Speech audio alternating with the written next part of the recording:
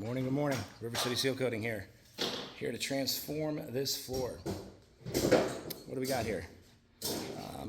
We got a failing paint system from Home Depot. This is basically an epoxy-based. This is an epoxy-based flooring system. You can pick it up from any of the big box stores and apply it yourself. It looks good for a few weeks, for a year or two, and then start to see this. Starts to flake and fail. Start to get what's called hot tire pickup, where the warm tires drive in, and they park, and then the heat from the tire transposes to the floor and picks up the paint system. So that's one of the pitfalls of the do-it-yourself systems from Home Depot. One, the material, and two, the preparation involved. Most homeowners don't have the right equipment to profile this concrete down to they call it CSP, concrete surface profile, for the floor, for the material to adhere to the floor. Most of those kits recommend acid washing, and water and epoxy are just enemies, mortal enemies to begin with. And so washing the floor prior to the application, not really recommended. Again, this is just instructions by manufacturers who are continuing, or they just want you to continue to buy their product. It's called planned obsolescence. So what we're here to do today, we're going to use this equipment. Have another video on that. This is our grinder. It's a 33-inch planetary 900-pound grinder. Going to connect it to this dustless vacuum system. Provide a dustless grind experience for the customer here, so none of the dust, airborne dust, gets raised up and gets covered on. We don't have to do any plastic or anything like that. So overview of today, what are we going to do? We're going to get that equipment set up. We're going to run our grinder over this floor, north to south, east to west. I'll show you the grinder here in a minute once we get everything unloaded, choosing the right tooling, etc. So grind the floor. We're going to knock down these heavies. I call them boogers on the stem wall. We're going to be painting and coating the stem wall. And then from there, we're going to be using the Nightfall Flake to disperse and flake into the flooring system once we're all done. I think this is, again, it's from a Home Depot or a big box, or when you don't have enough flake, they never give you enough flake. It's always sporadic. We call it a partial flake, if you will. But ours is going to be a full flake, full coverage to rejection. We're going to throw it out till the material of the flakes absorb into the epoxy floor, and then come back the next day, scrape it. So once we get this all ground down, we're going to fill these joints for the customer. We're going to use our polyurea 2-part joint filler. We're going to have to remove this paint from in here. We're going to use a hand grinder just to clean up all these edges.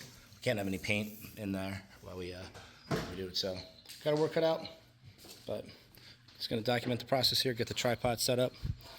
rivercitysealcoating.com, 732-456-5617. Polaspartic garage floors. So this is day number 1, prep day. Grind the floor, put down the paint, flake it. Come back tomorrow, we're going to scrape it, and then put the Polyaspartic top coat. So let's make it look good.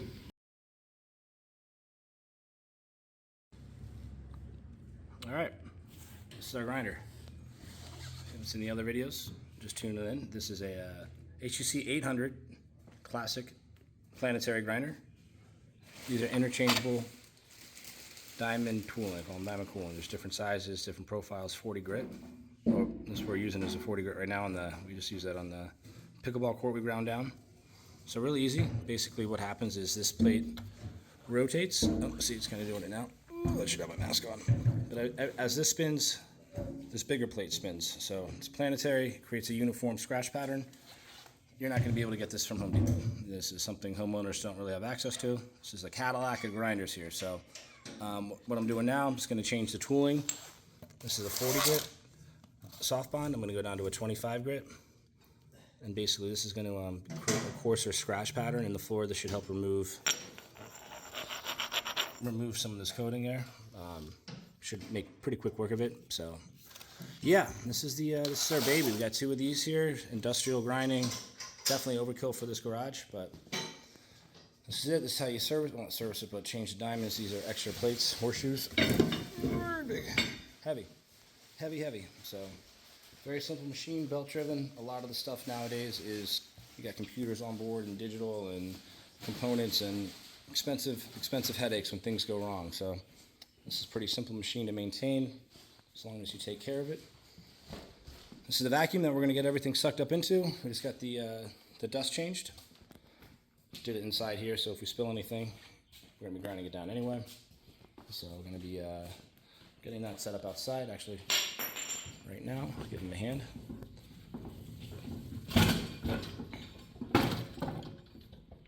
All right. Push it towards, I don't want to blow it on my truck. Okay. This way. What did these thing? I don't know. Figure it out. All right. So, yeah, next time, see this? Hopefully get the tripod set up over here. Grind down this floor. Get some angles here. But let's knock this floor here. Let's knock it out.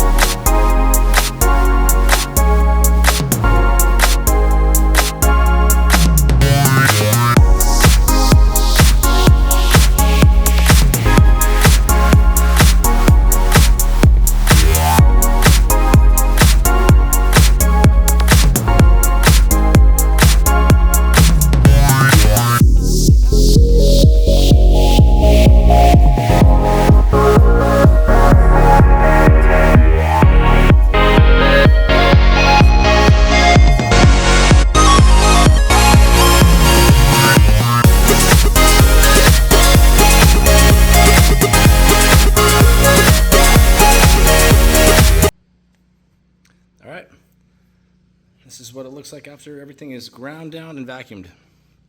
Literally turned that old floor into dust.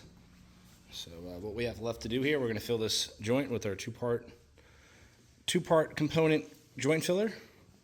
Going to mix up our epoxy primer, then our epoxy intermediate coat, lay down the floor, and then throw our flake. So this is the flake selection we're using today. Customer went with a Nightfall, dark grays, some blacks, some blue, can't tell. But yeah, basically we use our first primer is gonna go down. Then on top of our primer is gonna be an intermediate coat, and then we flake on top of that. And from there, come back tomorrow, scrape away the excess flake, vacuum, and put the Polaspartic Topcoat. So what you see next is me filling these joints. We're going to grind it one more time after it's filled, and then start to lay it on the floor. All right, let's do a quick little demonstration here. So what we have here is a two-part polyurea crack fill. So basically, I just ripped open the tab. This is a swizzle stick. It's going to mix the two parts together, and we're going to stick it into our DeWalt power gun here. So it's going to go in there like this, and then we're going to fill the thing. So let's get some footage.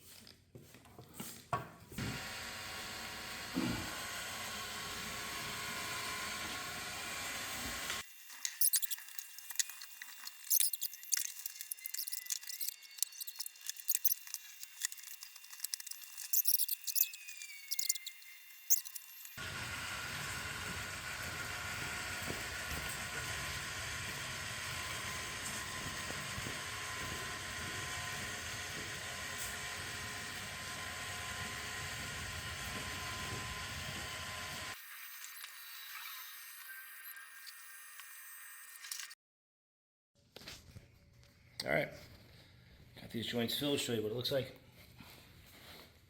It's okay, like I said, you want to overfill. You'd rather overfill than underfill and have it sit below the joint. Come to find out, you grind it, you're gonna need more. So it's gonna start to harden up. Let me see here. You can kind of see it's starting. It's a little tacky.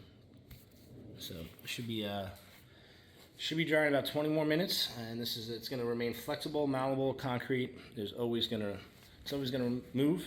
There's two guarantees about concrete. One, no one's going to steal it, and 2, it's going to crack. So you want a malleable substrate in between the joints here. If you try to fill that with just like a hardened, they're there for a reason. They're called expansion joints. Concrete expands and contracts. So once that, 20 more minutes. Gonna get some water, get some food, but that's it.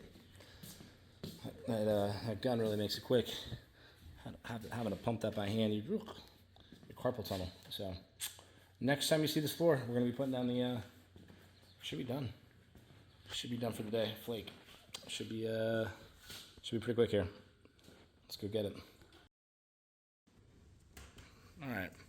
Finally got these joints filled. 6 hours later. More than 6 hours, but finicky joints, the material. So what we're doing now, we're mixing up the primer. We have a part A and part B, 2-part epoxy primer. And this is the base coat. Gonna mix this up thoroughly. This is part B. This is a clear coat. This kind of smells so different. Looks like lemonade, or yeah.